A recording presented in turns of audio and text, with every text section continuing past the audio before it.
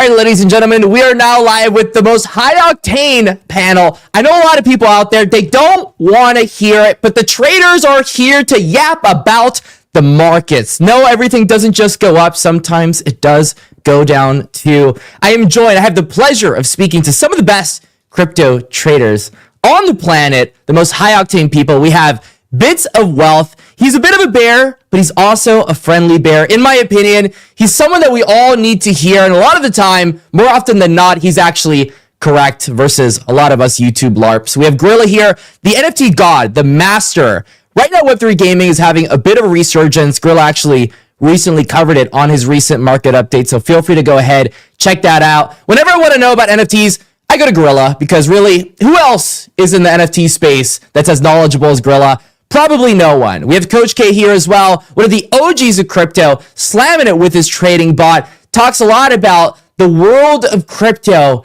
in the OG times. I mean, wasn't it just an awesome time back in the day? Now it's like all free fire. And we've got Michael, the KO of KOLs, OG trader as well, came from the Polygon days. Please give me $1. That's the first thing we hear.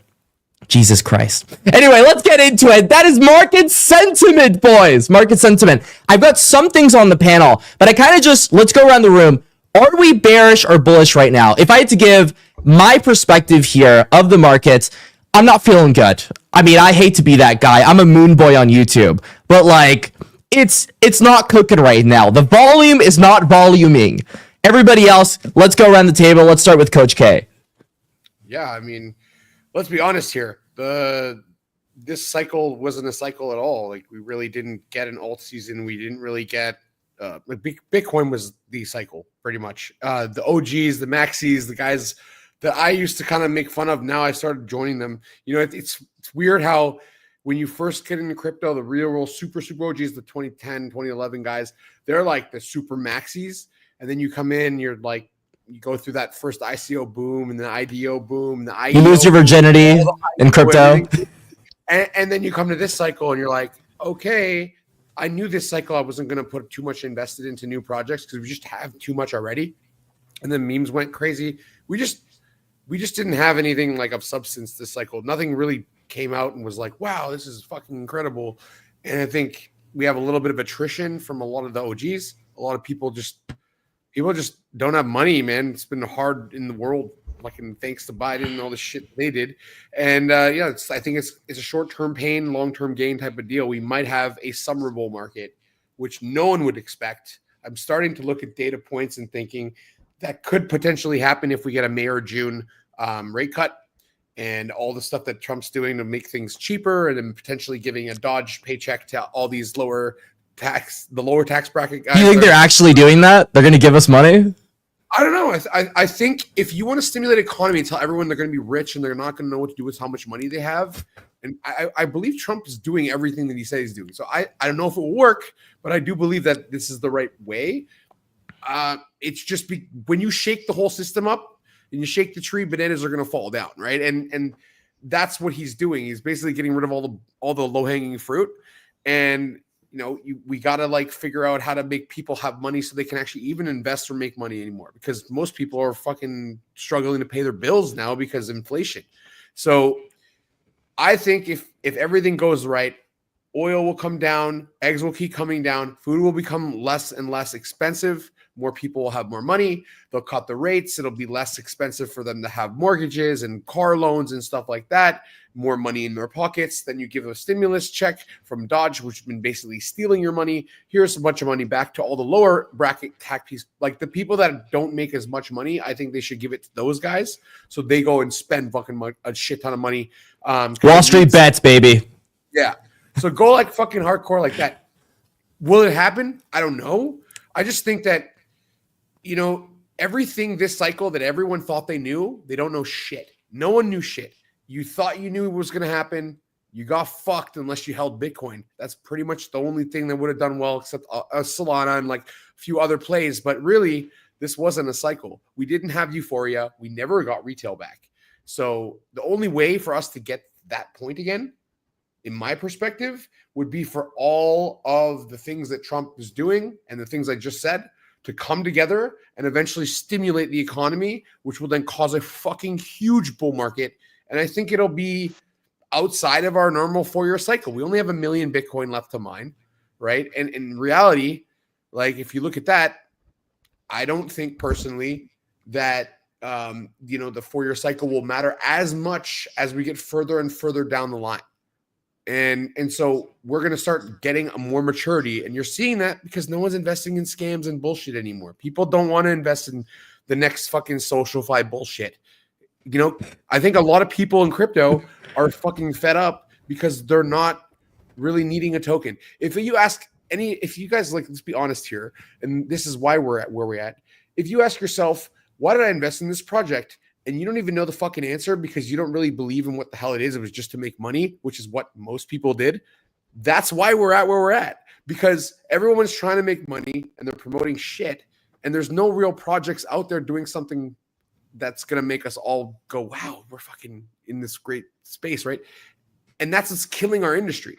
We need innovation. We need actual tokens that actually make sense. And if the token doesn't make sense, you at least have to have revenue to supply the token, so it actually revenue to go back into the token model so that it actually has a long-term value proposition. Otherwise, it's always going to be a pump and dump. All the vesting schedules are fucking scams. Everyone realizes that now. Just give everyone the fucking tokens and let us. Then we gave you money. Give us all the tokens. If people want to dump, whatever. You still have the money. Don't fucking dump all your cash in there. Make revenue, make a business, and fucking make a token go up. But that's why this cycle didn't work, because everyone was like, oh shit, they're all scams. VCs fucked us. Everyone fucked everyone so hard that even your friends and my friends fucked each other this cycle. It got to that point where everyone been fucking everyone. And you got there's an orgy. With integrity. Fucking Who's the people with all integrity? around, man. Right? And I think, like, if you're going to be real talk about with the space that we're in, that's the real talk we need to talk about, because you don't want to hear it. You don't want to believe it, even if you're a believer of lots of crypto projects. You finally start to get to a point where you have to just ask yourself, was that actually a project that I thought was going to go up, or was it something that I just thought was pretty hyped up? And a lot of the time, almost all the time, is hyped up. There are real good projects out there, but we need to figure out which ones now, especially, we should be focused on. Where in the industry have a use case that makes sense, not just the next AI agent that's copying a chat GPT that you spend 6 weeks on just fucking asking questions, and eventually now you're trained a bot and you're fucking got a $300 million idea. No, that's bullshit, guys. All the AI shit is bullshit. That's the problem. So we either fix it, or yeah, I agree with this person, and we did it to ourselves. We really did it to ourselves, man. And I don't blame a lot of the KOLs that were pushing stuff, because they need to make money, and that's their job. And like, if the markets are bad, they're struggling, right? So I understand why they had to do what they had to do this cycle, but it got so disgustingly and dirty. I don't know if you guys agree, but it got so dirty this cycle with just fucking everyone launching a meme, even people that don't believe in it. Even A16Z launched a fucking meme. Like, everyone's launched a meme.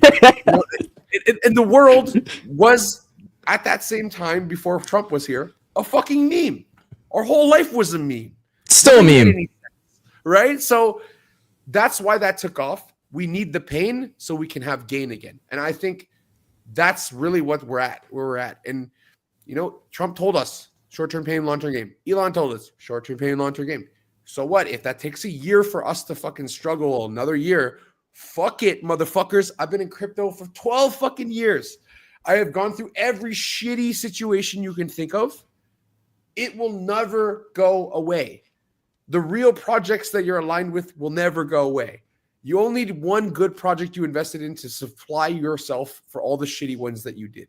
So just fucking start figuring out now, what is the value? Sorry, I talked a lot there, but yeah, I mean, you got a big point there. You got a point, and I like the segue here because Gorilla's going to come here next. He's a guy that's big into NFTs right now. He went through last cycle's NFT mania, very similar to what I feel like is going on with memes and extraction. There was just so many NFT collections from God knows how many celebrities that were launching during the 2021-2022 run. It got to the point, and I feel like we're going through the same exact scenario right now, where we're seeing Pump Swap, and we're seeing, these new, my mic is breaking up. Okay, I'm fixing it. Anyway, Pump Swap launched, and then we had Radium go ahead and try to snake a little bit of features out of him. It's just PvP market all around in the NFT space. The same thing happened back then, and now it's all with meme coins. The same exact thing is happening with meme coins. So Gorilla, what's your perspective in the new age of NFTs after I feel like a lot of the volume has kind of died out and memes have died out? Do you find that there's real revenue coming out of some of these projects? Is there actually something to look forward to in NFTs, or is it just going to be more extraction coming forward? A majority is more extraction. I think the real world use of NFTs is going to be stuff we don't care about, like used for tickets or whatever, which is great tech, but we can't make money there, so we're not going to care. No, a lot of these projects now, we're seeing the new liquidity that they're going for is, hey, let's launch our own token, which most of them, it's meme coins that are going to zero. The next one coming up is going to be Doodles, and I feel people are already onto it. Doodles have not been performing well. It's just like they pumped and dumped whenever they announced stuff about their token. And yeah, it's been raw. The last cycle was so easy. Like looking back, all the you get whitelist, you are guaranteed thousands of dollars. There was it was no over allocation. You were just able to mint 3 whitelists each. This cycle, it's been really rough for NFTs. This show looks cooked. Yeah, and like you said, we got meme spoiled, coins man. Really the main character here. And you got to think, it's not just meme coins PvPs. All these tools were getting there's over $1 billion of fees that these guys made and pulled out of the market, which is fair. Like they made the tools for us to play, but nobody thinks of that. We just think, 1%, who cares? It ended up being a huge chunk of money. The NFTs that I think will last the test of time are the art NFTs. We just had Xcopy do a mint. It's at like 14 ETH. We had Sam Spratt do his masks for 2.5 ETH mint, and they went up to 8. They're currently sitting over 6. So those ones, I think, that's like the traditional Web 2 art world where people actually appreciate the work and they want to collect it. Most of this other stuff, outside of like punks and all, it's just a game of hot potato, and we're all just gambling. We all love a little bit of gambling, but when does the gambling stop? I mean, for me, my most profitable trade was probably just holding the boomer coins. I mean, people like to clown on it all day, Hbar, XRP and the stuff, but I mean, it's up 800%, bro, after the Trump election. What am I supposed to say against this? They're just doing so well. The projects that stuck around and actually worked to get things done in Congress, they're the ones benefiting the most right now. So yeah, a lot of extraction on NFTs in general. And hopefully it comes back. What do you think, Michael? I think NFTs are not going to come back until DeFi comes back. Mm-hmm. Kind of like how I said it a few times yesterday as well. Is like, in order to have an industry go more towards the art side, you need to have the finance side be able to supply it. You need to be able to have the revenue that's flowing in for how Coach was saying. People are going to ape into an NFT and be like, fuck it, I just spent $1,000. I don't care. Like, I minted it. I'm happy. Right? But the value that is associated with it is like, you look at Clone X's, right? Clone X last cycle, they got acquired by Nike. Artifact got acquired by Nike, right? Everyone really, really wanted that. It was that, Bored Ape Yacht Club, and a few others and stuff. They actually announced that they are no longer doing the Clone X's. Like, they're just leaving it there. And the whole entire community is like, well, what the fuck? Like, yep, Nick was right. So I don't think NFTs are going to pop off until, the next cycle of NFTs, until DeFi is going to come back in. Because what you're going to need is you're going to need the degens that just made freaking 200,000% APR, and they just went from $1 to $500, right, within a day. And they're going to be they're going to be able to want to spend some of the money. Or if you have it to where the leveraged, leverage positions start making it to where like some of these altcoins just start doing an altcoin rally. You do a 20x on an altcoin that goes up 500%. Like, what the heck? You're able to have extra liquidity there. So you're able to buy what I call NFTs and gaming and all these other things luxuries, right? In order to afford luxuries, you need to have finances for it. And luxuries are not necessities. So you don't need these NFTs. You don't need these things, right? Investments and kind of like, investments, NFTs, art, music, fashion, all of these categories are more of like the luxuries of having, the finance to be able to purchase and use it. It's flexing, motherfucker. That's what you do it for. For the rollies. Exactly. Remember, so I figured the top happened for NFTs whenever Twitter started having like that hexagon profile for Oh my PFPs. god, yeah. Dude, I sold everything. I sold all of my Clone X's, and people were like, "Bro, you're stupid." Like, that it's about to have like additional airdrops and all these things. And what I feel from airdrops is that if the current value of, let's say, okay, give you an example, a Bored Ape Yacht Club, right? Bored Ape Yacht Club launched Ape Token, and people were buying it just because of that. I see it as a value extraction every time you give more liquidity to a user base, right? Because the user base is like you're giving them free inflation, but the token was very controlled by a lot of the VCs and everything. So, you had it to where they were actually trying to, you know, add more liquidity and add more pressure into it. So it's basically, how do you extract from a community when the only thing is probably secondary sales? You give them another product. So you're able to extract more revenue into the company. But yeah, once I saw that, I was like, this is value extraction at its max. I'm selling everything. I sold all of my Clone X's, and people were like, yeah, you sold it for 4 ETH, and I was like, yeah, but ETH was at fucking 4,000, compared to now. The price never recovered to I think it was like 16K, right? It never recovered to that price afterwards. So I feel like for NFTs, they do have to. I mean, there are probably going to be some outliers, right? Like there's always going to be a cycle outlier, right? That's going to try to push and become the bull runner. Like for example, in gaming, OTG, right? Came out of nowhere and they were able to push and get market direction. Games started getting bullish on it because, oh crap, if OTG is able to get freaking Ninja and some of these other guys, like Web3 Gaming is back. Web3 Gaming is going to start pushing, which then happened is, led to a little bit of a low cycle because of Bitcoin and everything. But once liquidity flows back in, we should be good. Yeah, what do you think about the hyper casuals? I know Pengu's got an ETF coming up, and the Pudgies are going pretty high right now because of it. Think of it this way: ETFs are to dump on institutions, right? That's the only thing that they're for. Institutions are most likely to be pension funds and all these things that are like, hey, we don't know shit about crypto, but we do want to have it to where we have a little bit of allocation into it. So if you look at meme coins, a lot of founders of meme coins get one thing wrong. It's not dumping on retail. It's dumping on institutions, right? Once an institution says, hey, I want to acquire this asset, you let the community unload as much as they can on them. And that's where you can get max extraction from the top-down approach versus how a lot of them are like, hey, I can make a meme coin rug for like 20K. And I'm like, bro, you could freaking have your entire community make a few mil, but instead you wanted to have the shorter vision of just, cutting the wins early. Jesus, you're on mute.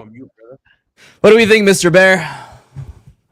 Yeah, I think Michael brought up some interesting points.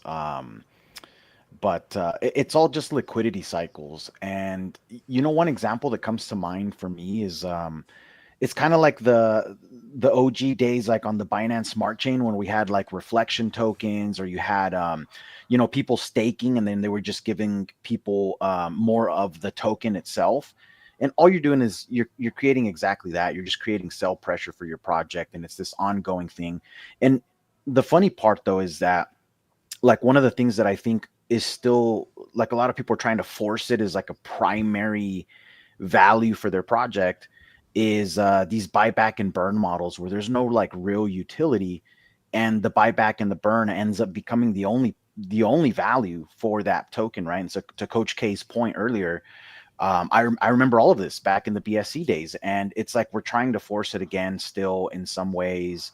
Airdrops, when you look at a lot of this stuff, it's just like incentive for people to not sell. You're trying to somehow, try and keep that liquidity there. But yeah, the markets are interesting. I do want to maybe bring up a contrarian point. Like I've heard a lot of retail's not here. I've heard a lot of we didn't get euphoria. I think we did. But I think it was masked under the meme coin craze, to be honest. If you look at Solana's market cap from 2021 through the December high or January high, market cap, it went up like 80%, almost 80% high to high. but the token price from high to high only went up about 13%. It's an inflationary model, but they added a lot of new tokens and a lot of volume into circulation, but it was masked by this inflationary ecosystem, unfortunately. So most people, were expecting $500, $1,000 Solana. Never happened. Your market cap blew up significantly. I mean, I can't remember what it was. It was like 70 billion up to I can't remember. 75 at the top. Yeah. Yeah. So, you almost doubled in market cap, but your token barely moved, and a lot of people, I think, were caught off guards by that. There's this like thesis that Solana is a tech, and it's going to be one of the most used tech, and I get it. It has a lot for it, right? It's fast, it's cheap, it's easy to use, it's easy to develop on. But at the same time, I find that sometimes those technologies that end up becoming like open source and are used freely, they're not really investable products long term. I mean, look at Linux. Everyone uses Linux. Enterprise uses Linux everywhere. The world runs on Linux, but it's a free software. It's free open source, right? So unfortunately, you see that it might be a great product, but I don't know if it's a great investment in terms of, considering the inflationary model that's there and how you're looking to kind of scale that. So whereas if you look at Bitcoin or you look at Ethereum, for example, their market cap moves almost 1-for-1 with price.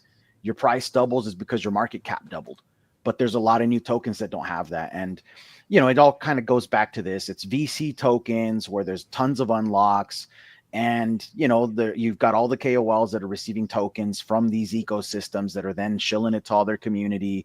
And you just build this entire model where people are coming in, they're excited about the ecosystem, but they don't understand the tokenomics, or they don't understand how it's structured and if it's truly a good investment for them. It might be a great trade, but they're going to bag hold this stuff thinking it's going to be like the next BTC, and that's always been one of like the biggest flags for me when I look back at all of the cycles we've had.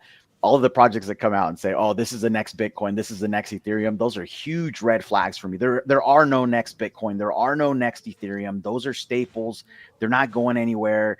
People right now are screaming ETH is dead because the price is down. I think it's undervalued. It's undervalued in my opinion. You look at TVL for Ethereum. TVL has continued to grow despite the fact that price has not really moved a lot. If you go to DeFi Llama and you look at Ethereum TVL, it's on a steady uptrend, steady grind up. It's steady moving up. So yeah, you look at that compared to like Solana. I think there's some interesting data there that you can look at when you compare these. One definitely looks a lot more corrective, and versus the other looks like still in a growth phase. So we'll see. I think we're entering an interesting period right now. A lot of great points were made in terms of like this cycle being different. I do think that the fact that there's been a good chunk of CT and of crypto natives that have already done at least one cycle, maybe two cycles. So you've got a ton of people that understand the 4-year model, that understand that there's accumulation, and then you have a markup, and then you go to distribution. So there's too many people that know this. There's too many people that are trying to front run it. There's too many people that didn't sell the top last time that are now selling early because they don't want to get caught in the same situation again. I just think it is different, but it's just liquidity cycles, man. It's just following the money is really what it's doing. And, I think Coach K said it earlier, or I don't know who it was exactly, but we talked on like, unless you get a liquidity injection and you put money in people's hands, where's the money coming from to continue to prop us up? I mean, if it wasn't for the ETFs, if it wasn't for Saylor buying Bitcoin the way he bought it, I think I saw a statistic that said he accounted for almost 30% of Bitcoin purchases last year. I mean, I don't know if that's like really 30 or 32. Yeah. 30 or 32. I remember. Yeah, I don't know if that's a positive, man. I got to be honest. I mean, that worries me a little bit. So, and look, I mean, Saylor, he's a sharp guy. I love his passion for the space and for Bitcoin. But, I'm just going to throw it out there. I'm the bear. But look at what happened with his company previously in the tech bubble. He over leveraged. He was in full belief that he had found the next big thing. Like it's just, I don't know. History repeats, man. I wanna kind of help him on this take as well. As a trader, you look at how do I maximize the yield that I'm going to get on a position. Now, if you wanted to kind of like destroy and be able to reaccumulate Bitcoin, like if you're a really big whale and you're like, crap, I don't have enough Bitcoin, and MicroStrategy is the one that actually has the Bitcoin. How do you liquidate MicroStrategy? I feel like if he ever gets tested on a liquidation event, I know I know that he just issued one of the preferred shares and everything, right? That's going to give you a 10% yield plus, and then his other shares gives you 8% yield. So it's like 18% is basically gone from the company. Now it is over a 5 to, some of them are like a 5-year to 10-year, because he also issued a bond as well.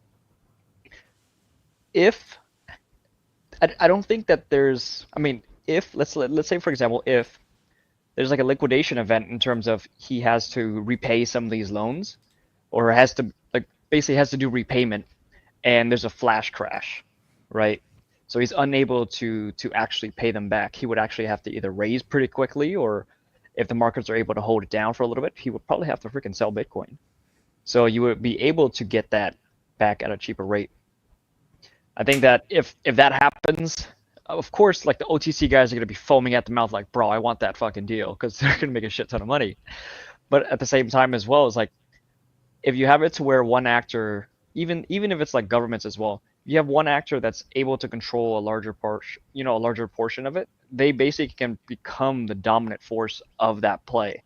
I've seen meme coins, that literally would have like, hey, look, 99% of the tokens are in the community pool, but we just have 1%. And the team is still able to value extract a crazy amount of it. I mean, you look at like Trump token, when Trump token launched, I noticed some things on chain. Binance wallet actually acquired up to 5%, basically 5% of the token pretty quickly. And I was like, there's not enough time or kind of like ways for you to do this. And I was like, they're not listed on the exchange. Like that's pretty interesting. Whether they were working with them or whichever, right? They were able to acquire a big portion of it. Exchanges were needed for listings. But that means that if you had it to where your float, let's say you have 40% float, right? 40% of your tokens are going to be floated. The rest are going to be vested. You have it to where an exchange owns 5%, right? 5% of the tokens, so 5 out of 40. Let's look at one out of 8. And then you also have it to where you have to have a market maker. You have to have others kind of own it too. Any one of those actors could be nefarious, and they could just basically value extract from there. And I don't know who it was, but it basically did, right? Went all the way up to $100 and shot all the way down to $10, where it was starting to be really realized. And I think that there's another one that tried to copy the same play, which is Pi, right? Low float, high FTV. You just push it into the market. There was an entire meta, and that was just Pi and M. It's a lot of crypto coins. I mean, they pushed it to. I mean, what's the market cap for Pi right now? It's like 7 billion. It's like number 15 or some shit. It's crazy. That was the most obvious short ever, to be honest. Yeah. Yeah. What's the circulating supply? 6%, I think. 6% circulating supply. Really? You're gonna push the token all the way up to that? Like that's really low flow, high FTP. That's most crypto gaming projects in 2024. They just I don't think it was Pi. I think they're just extracting, but a lot of these VCs raised too much. It was just too much of the supply that was locked away, just being dumped on continuously. If you were talking about 1% of the supply heavily manipulating a chart, imagine 40 to 60% of the damn supply with absolutely no value being given. No value being given. Yo, Gorilla, let's get you on here. We had a raise recently. It was like $130 million worth of interest. I saw it on your page. I think it's Fortune Dungeons. No, DeFi. It was a different one. They're gonna have a pre-sale. Gotcha. Use my link if you want to sign up. Yeah. So they did a raise. Their target. So they have a previous game. So they have experience from last cycle. It was called Heist on Solana. Their target, if you go on the website, it should still be on the main page. It was 3 mil, and I know they did like 130 mil. I have a screenshot. Hold on. So their target was 3 mil. And then anything over, you just got pro rata of what you put in, and they refunded. Here it is, yeah. And they refunded 127 mil. So they had 130 mil of interest. So then the token launched. It kind of just through Meteora. It pumped to like 80 mil, but nobody could. People were having trouble claiming, and then obviously they claim, they dump. It's currently at 25-ish mil, the token called gold. And people are saying, "Oh, you raised 130 mil. Why aren't you super high?" I think there's a few reasons. One, you couldn't get your money back. You couldn't get your refund at first because Meteora had a bug, and Meteora admitted this. So I feel they killed a lot of the momentum. There's 127 mil. If I put in 10K and I can't get that back, I'm not going to start aping the coin in the secondary. Two, I feel they should have capped it because it was 43x over allocated. So people thought they were going to cook on the pre-sale, but then you basically break even because I think the raise was at 30 mil. So you're even at a small loss here. Some dude put in like 2 mil and he made no money unless he flipped early. So I think there's a bit of disappointment. And then 3, the token isn't, that was the right token you had up. The token or the game isn't live yet. So what can you do with the token? Nothing. So we're all just waiting for the game to go live. They also have an NFT mint coming up of 11,000 NFTs, which is a high supply, but like I said, it's an experienced team, so I'm really looking forward to the game itself. We saw success with On-Chain Heroes. A lot of people are playing like Gigaverse, and then there's also that new one that you had showed, Dungeons of Fortune, but they haven't showcased the game or anything. So still yet to be seen for that one. And what's your perspective of these projects launching their tokens before TGE? Do you think it's better to just rip the Band-Aid and just launch it irrespective of price action? If the game launches, it does well, retail makes money. Or do we just wait until launch and then everybody sells at the same time when the game comes out? I think launching the token here was a mistake. On-Chain Heroes did it the best. They did their NFT mint same day they launched the game and the token, but they didn't put any money. It would be Hero is the token. Gotcha. Yeah, they didn't put. I still don't think they put any LP into the pool. You look at the liquidity. Liquidity is extremely low. 79K. Yeah, but we got a Ponzi game. No, they did that on purpose, and the ring bearers are going to have first rights to add money into the LP. So you hold their Genesis NFT, and this one did really well. This is by the original dev for Wolf Game. So there was a lot of Wolf Game whales who were down to play this, and the NFTs are doing super well on Abstract. They're still on Abstract. It was a 0.069 mint, I want to say, and they're still at 0.35. They went all the way to 0.6. You're leveling up. So you earn the token, you spend the token to level up your character to try to earn more, and there's dungeons, there's a bunch of like Ponzi mechanics and stuff, and the higher levels are selling for more because the price of the token is kind of priced in. You have to spend that money, so it's naturally going to go up in that price. That's not too bad. Yeah, and I'm assuming they're earning tons of yield as well.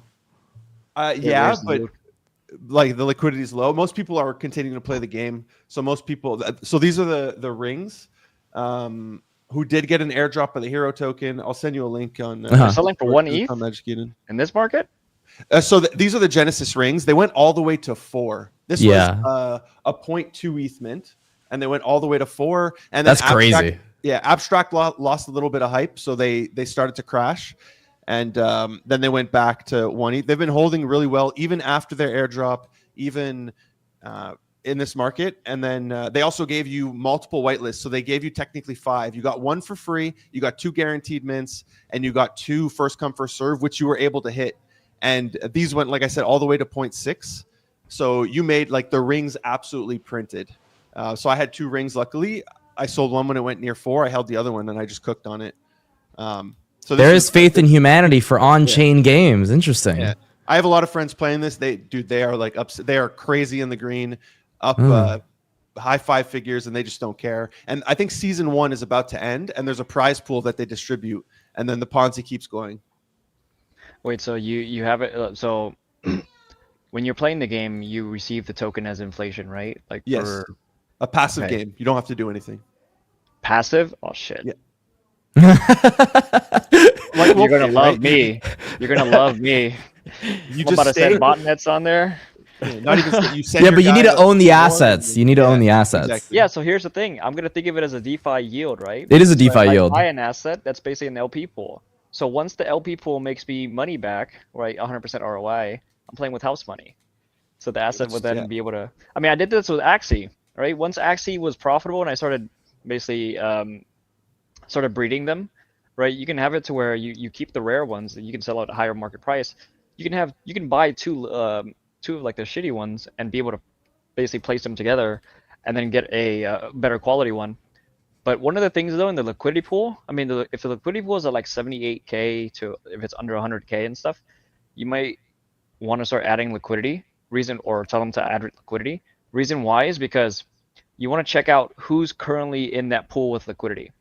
I did this as an LPing strategy where let's say the pool is like 100K. I would place in 2K. I would get 2% of the pool fees, and slowly I'll be able to extract from it. So you can claim the yield and then just sell the yield until, once again, you're playing with house money at that point, right? So if it's 2% every single time, depending on the day, depending on the volume that's coming in, most of these, they'll probably work with a market maker and everything, which means that you're paying a 2% premium on market maker. And like the LPs, whoever's LPing, you have to make sure that you're, of course, not controlling the pool to where it's like you want to later on decentralize it and make it to where everyone else has the LP privileges. But in the beginning side, especially if it's going to be, even if it's like low float, high FTV stuff, same thing. It's like the volume that's coming in, especially around launches, it's going to be big. So like this one has like 7.4 mil volume. Let's say if it's, 7.4 mil times, even if it's 0.00, I think it's 0.003%, right? It's 22K a day. And if you just times that by 0.02, you're getting $444 if you own 2% of the pool. And 2% of the pool is going to be 78 times 0.02, 1,500. Holy shit. That's pretty good. Yeah, yo, 1,000,000% APR. Jade Protocol. What did I find? Yo, I see people adding LP. No, I'm just kidding. No, that's pretty good because like if you have it to where the liquidity is 78K, your assets being utilized multiple times. Yeah, I think I found something that I might want to look into a little bit more.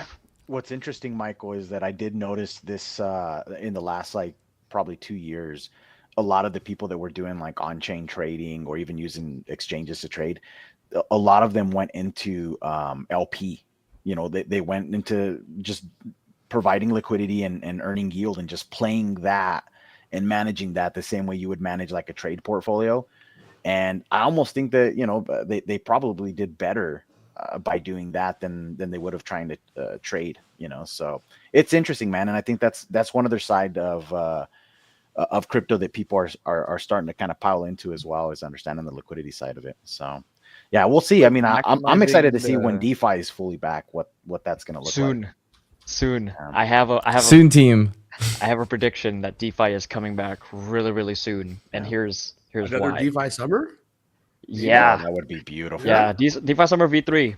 So Uniswap is the one that kickstarted the last cycle, right? Everyone knows that Uniswap airdrop was like, really kicked it off. Mm-hmm. Uniswap's SEC case just got dropped. And if you look at DeFi Llama, you look at so they released Unichain. Yeah, 9.5 mil.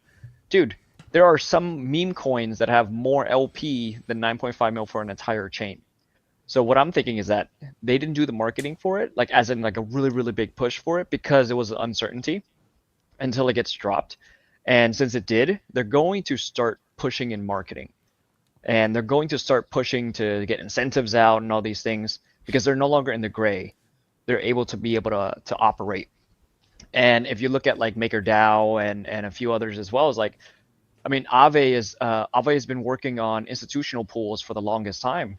I don't know if it's released now or anything, but it's private pools that institutions can be able to place, from traditional funds, could be able to place liquidity into it. It's like KYC pools.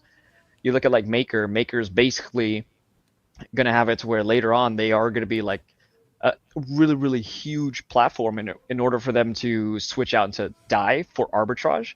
And how Bits of Wealth was saying is like fund managers, what they want to do is they hate idle assets. Because idle assets don't make money. It's like basically holding fiat.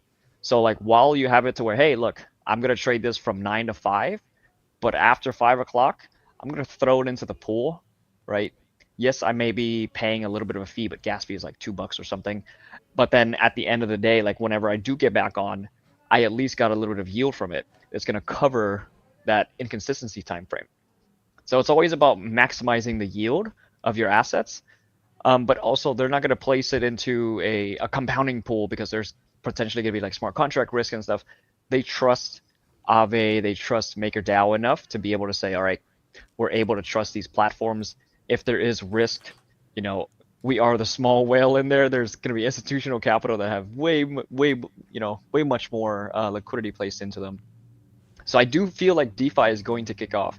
And if you look at like DeFi tokens are so undervalued versus, I mean, an easy metric, and it's not the only one, but you look at how much TVL they have in terms of assets on the stablecoin side that are placed into their pools. So like if Aave has $1 billion in TVL on stablecoins,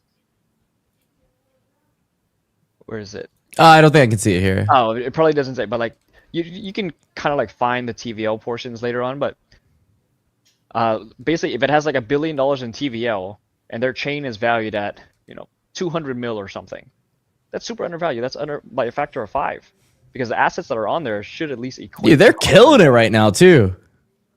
Yeah, you can probably find the stablecoin if you if you hit those little drop down arrows next to where it says like TVL.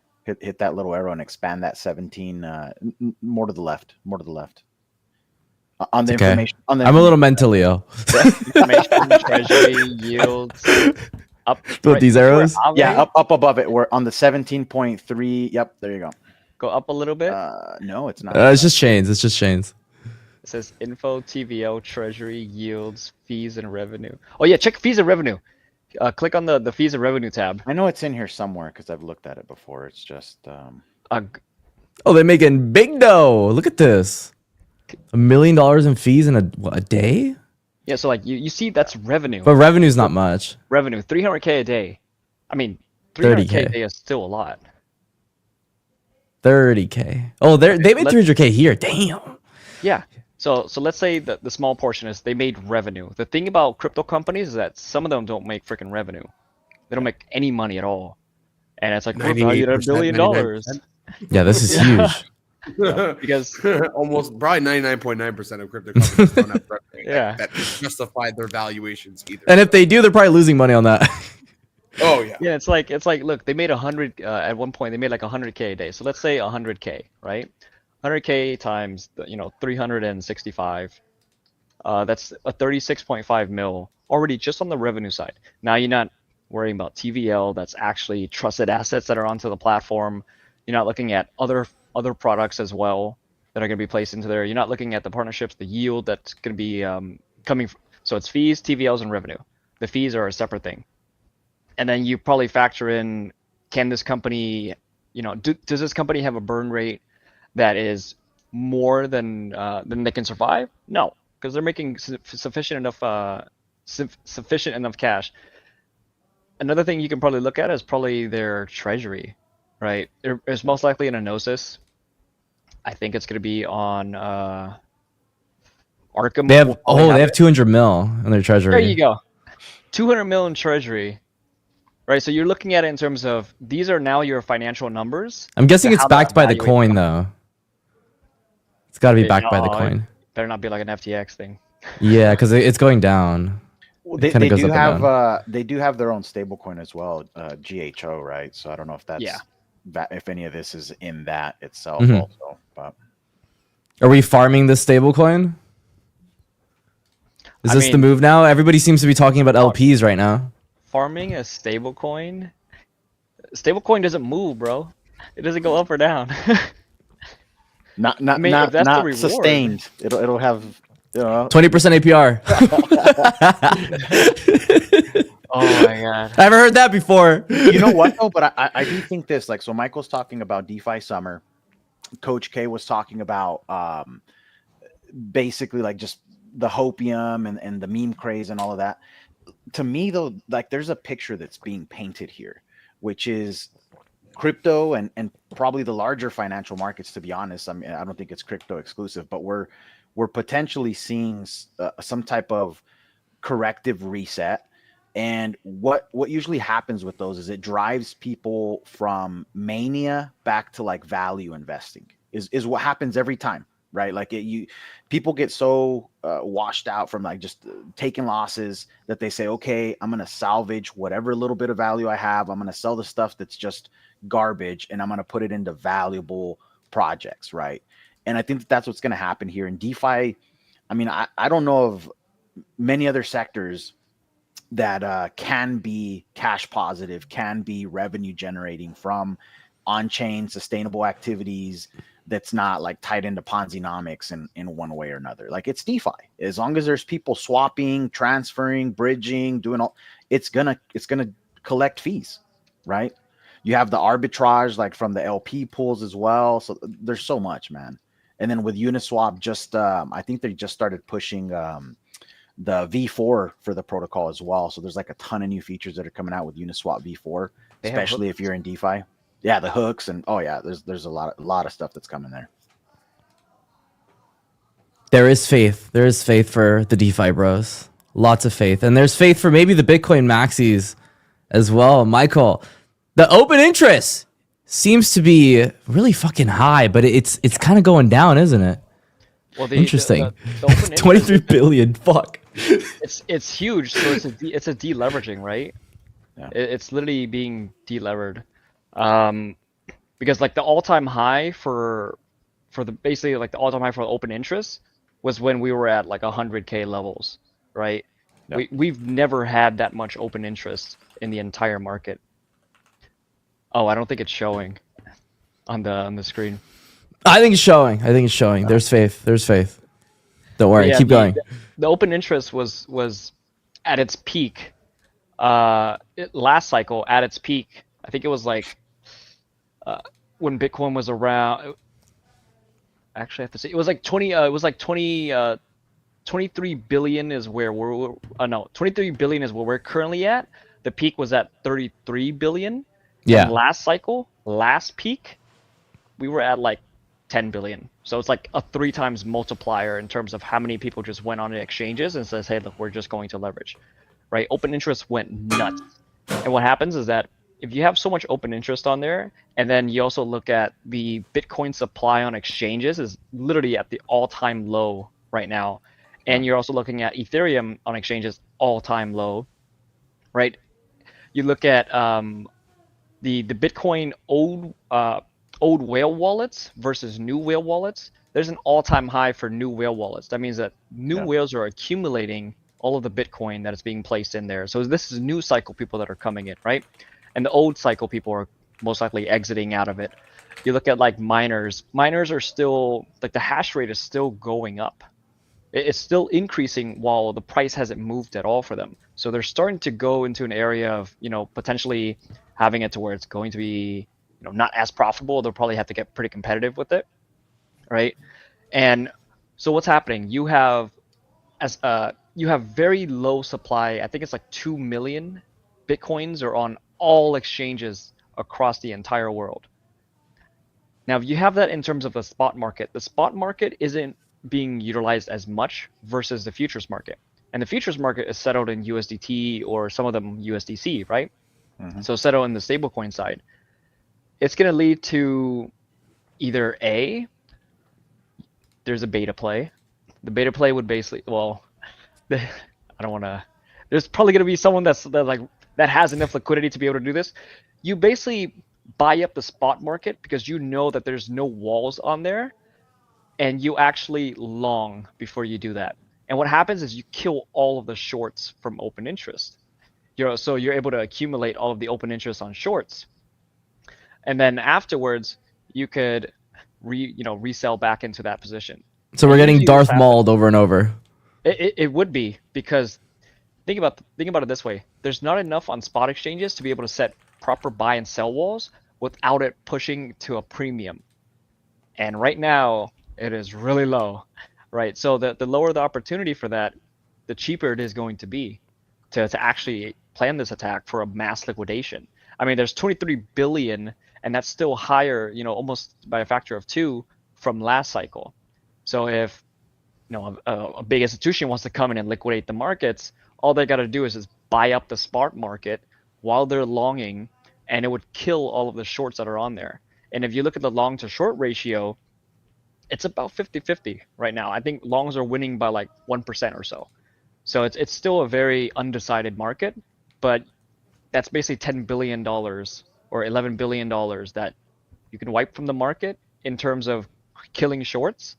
And at the same time, since you're long, you profit on that long as well. Kill the open interest, you reset it, and from there, crap ton of money. Time to make the moolahs.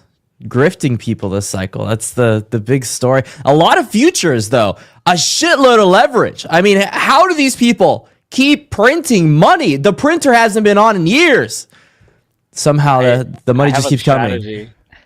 I have a strategy. If you look at the charts, it's really fucking hard to trade it because, I mean, I've seen this. I was lucky enough to see this last cycle before when Bitcoin was at 3K. It literally ranged and freaking went from 299 to 298 to like almost hitting 3,000, and then it blew past, right? And then that's when all the volatility started kicking off.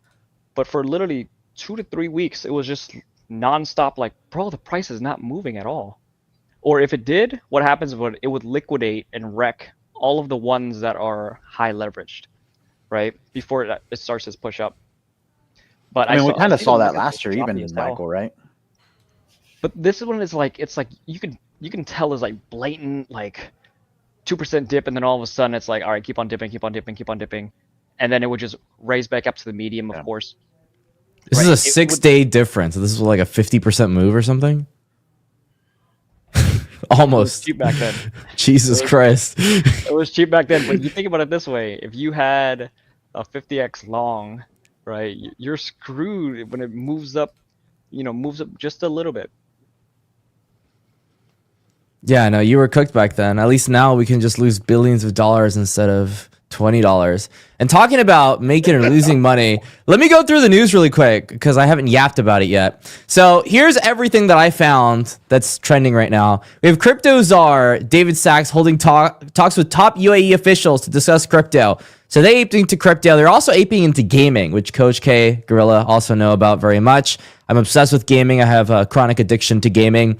It's okay. I'm going to Gamers Anonymous. But yeah, crypto czar David Sachs talking, yapping. Also in the news, same time, the UAE is supposed to invest $1.4 trillion to the US over a 10-year framework targeting AI. Okay, I guess we got to get right with the Americans. We had to raise 130 mil. We also had to watch your guru pump XRP and then dump our XRP backs. How dare watch our guru do that? Apparently he got hacked, and this was the original message.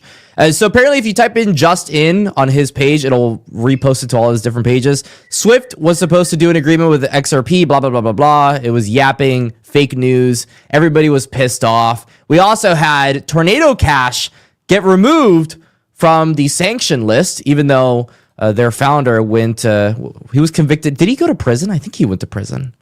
It was a pending, it was like... So he never ended up going? No, he was in custody for a long time. Yeah, I remember that. They were trying to make an example out of him. But the trial kept on getting pushed and pushed and pushed, and then we, as a community, as a crypto community, rallied and be like, yo, like, get him on trial. If you give him a crime, get him on trial. Yeah. They fought it. Oh, I think he's good now. So that was pretty big news. And also the North Koreans are celebrating all over the world now that they can use Tornado Cash once again. It's okay. They were using the sexes, right? They updated the list. Check my Twitter because I posted the you did? Okay. OPEC sanctions list. North Korea got added. Oh, they're on there. So they got cooked. It's okay. VPN, NordVPN, right? Yeah. It's the second link, and you'll see they'll post like all of the. There was like a Russian. It literally says Russian on there. There's like Russian person. If you scroll down, so that's all of the addresses. Specifically the addresses. Got it. Okay, that's smarter. Some of them are people, like right there. Gotcha. I see it. Isn't it good that they're finally like going after bad actors. At least they're instead of- trying now. Yeah, and instead of like the tool, right? It's like are That's we much better. punishing the cars because of all the people that are doing high speed chases. It's so funny. I want them to go It's a after the huge founders trend. that fucking stole our money, man. That's what I want. Them to do. So many fucking That's a people lot of that are fucking out there. founders, bro. Founders. I don't care what a founder. I don't care if someone doesn't succeed and they fail. I invest that way. But if you Yeah. blatantly steal people's money, you should be fucking behind bars, meeting with Bubba in the bathroom. That's Yeah, straight you up should get how it- pounded. Yeah, you should get pounded day in and day out till your asshole bleeds. Really. Bubba's You gonna guys- give you the seed investment. Yeah, there you go.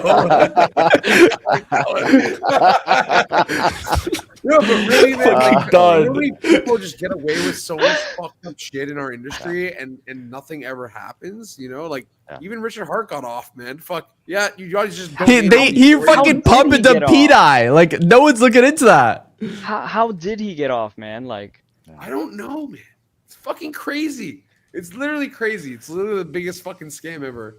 And these guys still believe these Hexian guys, man. I don't understand what's wrong with them. Is there still a cult? Is that still happening? Oh, man, yeah. Apparently, Christ. I fucked a lot of these guys because they're so just too low IQ. I don't like having low IQ conversations with people, and feels like that's why Hex did well, because he just got all the low IQ American guys who were like, "Oh yeah, we're gonna do it." And there's some people that like him because they made money, but in reality, I don't think anyone believed in that model. It was literally staking. It was staking to get more it's of like a an token MLM without model. any value. Yeah, fucking It's like Ponzi. an MLM model, and then Yeah. it's like, Yeah. so you stake. The longer you stake, the more you make, right? Of course. But then it's like, as you get into it, it's like you want to bring in more and more people because it's fucking pyramid. It's literally, Yep. hey, you bring in more. Peter pays Right. Paul. Yep. Yeah, and then at the end of it, it's like whoever's at the top is able to extract as much value as they can from it, and it's like only the top win. And then they go buy Louis Vuitton bags and fucking Ferraris and call everyone fucking poor and idiots. Yeah. And then Get all and then glittery. for some reason, you're a god. You're fucking amazing, bro. Yeah. A lot of femboys out there. This is like a larger topic though, because it's not exclusive to crypto, but crypto suffers from it so badly, which is like we do form these little cults and cult communities. And I think there's like a lot of dynamics at play. Number one, someone mentioned, maybe you made money early on, so you have like an emotional attachment to the project or to the founder because he might have changed your life, right? Like he helped you make money. Then you've got the other dynamic, which is like maybe you just like someone and you believe in what they're doing, but they aren't good at what they're doing, or they don't have a good product market fit, and it's just not going to go anywhere. But people stick by them, right? And there's a lot of other dynamics. There's also people that are coming in here. Like I think NFTs were a good example of people coming in and just wanting community, wanting to belong to something and have like other people. Like video games do this, right? Like you find people online that you've never met in your life, but you get along with them. You're sharing a common experience that you both like, and you have a good time. Like I think NFTs kind of did that, So yeah, I don't know, man. Like. There's a lot of components that lead people to chronic bag holding in this space, unfortunately. And, Not they this cycle. make, yeah, man. I mean, yeah, it is what it is, but, This cycle was literally like if you had the mentality you had when you were broke when you came into crypto and you went in this cycle and you just extracted as much as you could have, Yeah. that's the only people who won this Yep. cycle. Let's be honest. Yeah, OGs got fucked this cycle the worst. Yeah, we all They got were- fucked this cycle. Yeah, I feel like a lot of my friends are OGs. They got fucked the worst because they kept investing in stuff, not figuring out that the stuff that's going to have value was already here, and we needed to like just look at what's there, and then maybe deep in AI, etc. But in reality, like what we already had available to us was already good enough if you just invested in those and extracted when you need to. When you were up 11x on Arweave, you should be taking that 11x. Fucking huge amount of money you can make from 100K even in Arweave. You could sell it and not even move the market if you go a 10x, right? So that was the opportunity from what I saw this cycle, and I've played that. I didn't extract as much as I'd like to, but I still didn't get wrecked. we never do. I have a lot of friends, man, that are super OGs, and like you almost feel like you're their therapist right now because they're in such a different space. Yeah. You go from having $10 million to having 400K, it'll change your fucking, humble you real quick. Because most of us, like Gorilla said earlier, we just got fucking lucky, man. You got in the right mint, you got in the right project. There was not too much for people to choose from. There wasn't too many chains for people to choose from. It wasn't all convoluted and mashed all in together.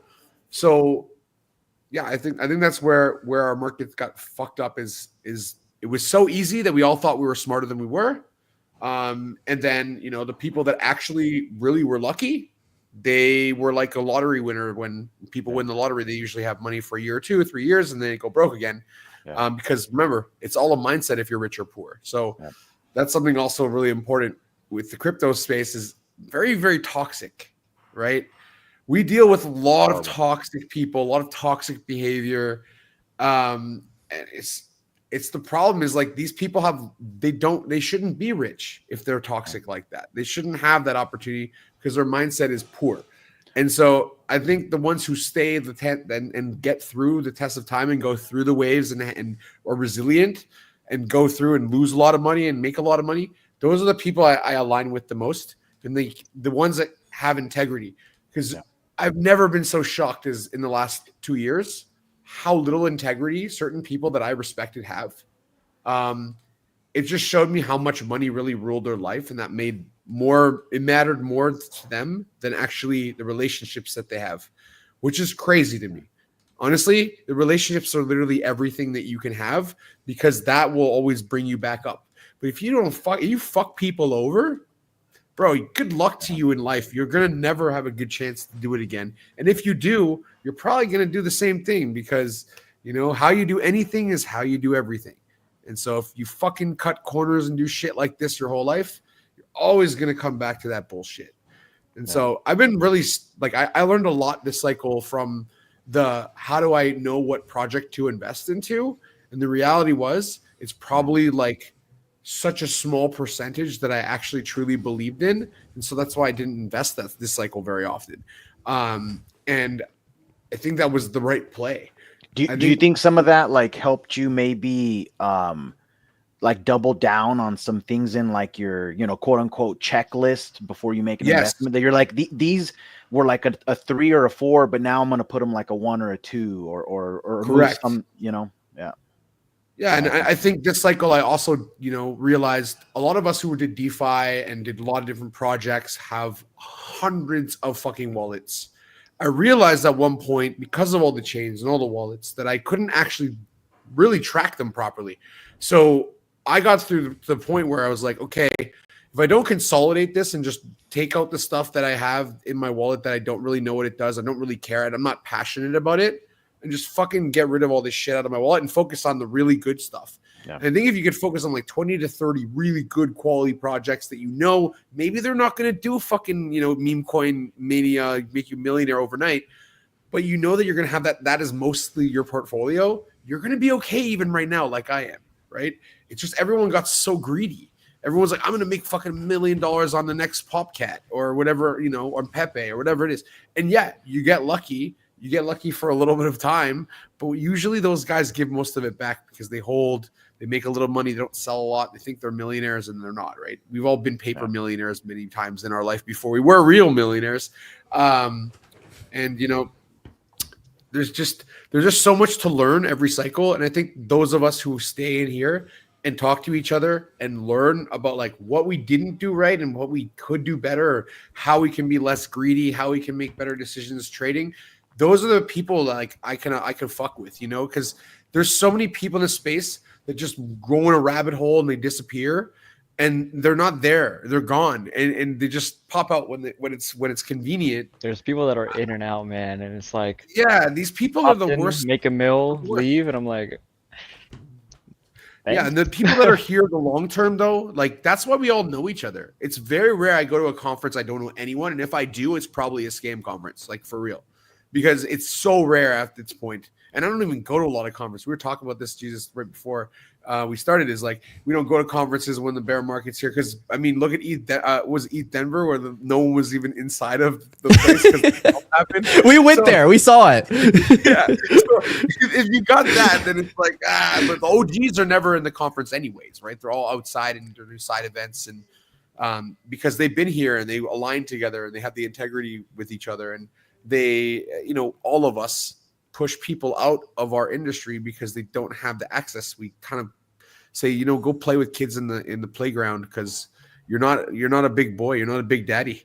You need to be a big daddy to play at the big table, man. I have some alpha around conferences. This just reminded me. I go to the conferences during the Bear, and here's why.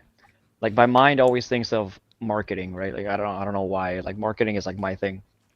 And I noticed the companies that are marketing during the Bear, and if they're using it for user acquisition, which meant that they're acquiring users or devs or potential companies at a cheaper rate, like at a basically the floor level, right? And they're probably not going to have to give as much in terms of grants and stuff like that.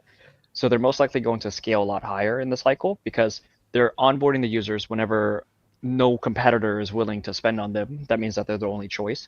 And then afterwards, once the cycle does come in, you're looking at all this competition literally trying to outspend each other, right? So there are companies like last year where, an after party was like $250,000, and this company just freaking finished their fundraising, and they're like, yeah, we'll throw $250,000 into a party, and they got no Great value idea. from that, no freaking value, right? Besides, their VCs Hey, getting mad at them. they got the and- pictures for the gram, man. They got the pictures Yeah. for the gram. You know what I mean? Right, and then you're looking at like all these other companies where they onboarded the developers already, they onboarded the community, the people, and everything.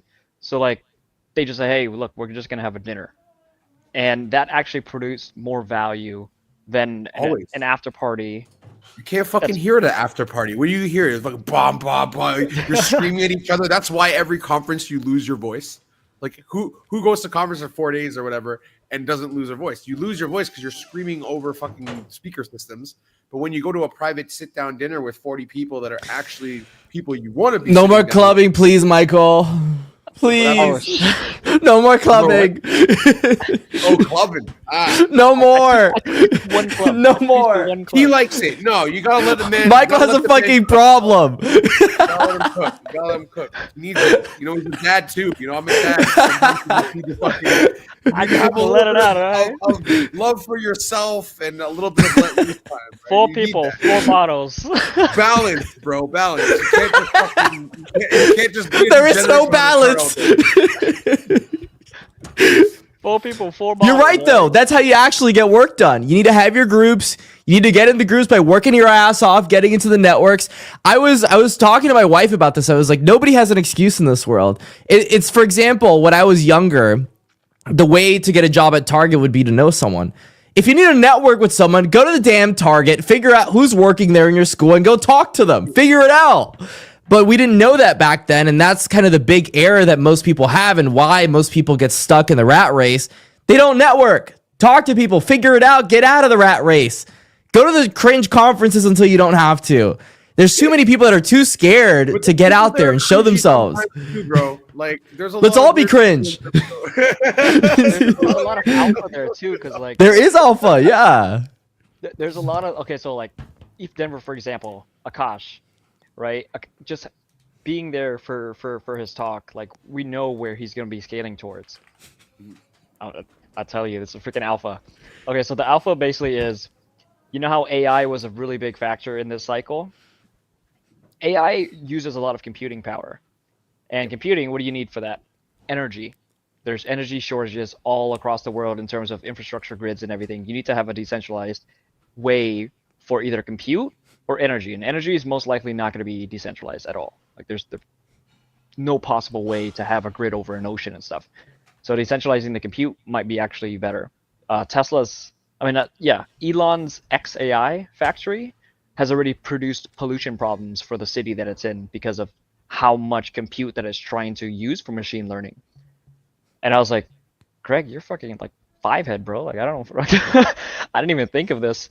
But he predicted a lot of the stuff early on. He was one of the super OGs in terms of first one on IBC and everything. So Greg, if you're watching, a lot of respect for you. You're actual builder in the space. Yeah, I can't find the post, but he was predicting we were going to have energy problems with AI. He's onto it. He's onto something. Nvidia's crash is going to be just simply due to the fact that there's not enough energy in the world to handle all this computing power. It's scary as hell. I mean, we're going to have to go back to nuclear. Now we'll just get all the alien technology that they've been hiding out, you know? Yeah. Yeah, Five head. all Under the pyramids, news dude. that's They coming just out. found it. Yeah. Yeah. They just found something even more bullish. You know, crypto people, they always call us conspiracy theorists, but we're usually right. So there's something about that. Us all being have to usually.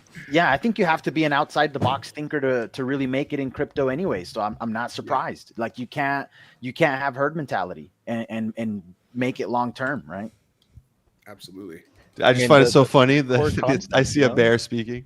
The only bear, get him. There was a comment that said, "Why is he wearing a bear?" Like, He's been a bear for so long, fucking lying and to I you. was like, Bear's talking to you, you're start tripping balls. "Am I on shrooms?" The MDMA's kicking in. It's clearly never had MDMA. Shut the fuck up. Why is it gonna look tricky on MDMA? No, he's been a bear so long, and you know it was funny because he actually was a bear at the top, and I was like, "There's no freaking way." I was like, "There's no freaking way," and it actually like he was a bear at like 100. It was like 98K or something like that, and it went up to 100 and something. Oh There's no. no way. But the a lot of people actually lost money because like they didn't listen to him, and he's like, told you, and he's still bearish now. Bro, he's common sense in the market. That's what he is. Look, I wasn't even leaning into the bear thing as heavily, but we literally just came out of a year that if you weren't up only, you were a bear. You were a fudster, you were a crypto hater, and like anything you tried to say about like take profits or you know what, it might be turning around here, we might be going, you were a bear. So I said, screw it. If I have to be a bear to be just like the word of caution, like for people, and just to maybe give a different take other than up only, I'll lean into it. So yeah, I don't consider myself a bear. I do like to short a lot, and if I look at like my hit rate, I do for some reason pick up on topping signals better than I do bottoming signals. Like nailing a good bottom requires me to like really focus a lot more and dig out a lot of confluence, and whereas a top I just look at sentiment, I look at like macro, I don't know, it just comes easier to me. So I was like, screw it, I'll be the bear, you know. I love it. Because I definitely like being a top more than a bottom. I don't know. You don't get most of the bet if you're a top. You gotta choose your battles here. no, like my trading strategy, it's really freaking weird. Like I can't do TA for crap to like save my life.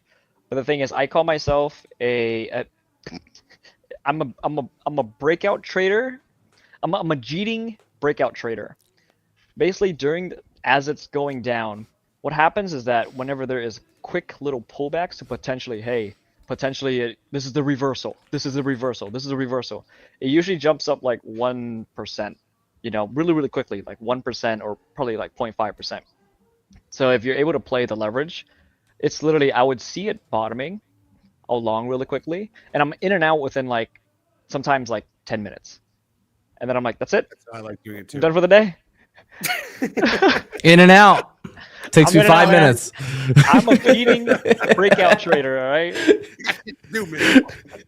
Sounds like you're Everyone's 5 like, minutes "This is a eating a lot of reversal." other things in your life too there. I don't know, man. In and out, 5 minutes. I'm quick. Honey, I just need two Hey pumps. man, it works. If it works, it works. Done for the day. Yes. Yeah, fair enough. Bro, you get into one of these fucking things for more than an hour and we all just become retards. I think I'm gonna close it out here. It was an awesome discussion. We had the Bears, the Bulls, everything in between, all the boys sharing the alpha. If people actually seriously watch this, they'd milk the market, or they just run away as fast as possible. Two things, two fucking scenarios. It was a pleasure to have y'all on. Coach K, Crypto Gorilla, Michael, Bits of Wealth, for sure gonna have y'all on in the future. Follow them on X, and I'll see y'all later. Stay classy. These guys. Ooh, peace.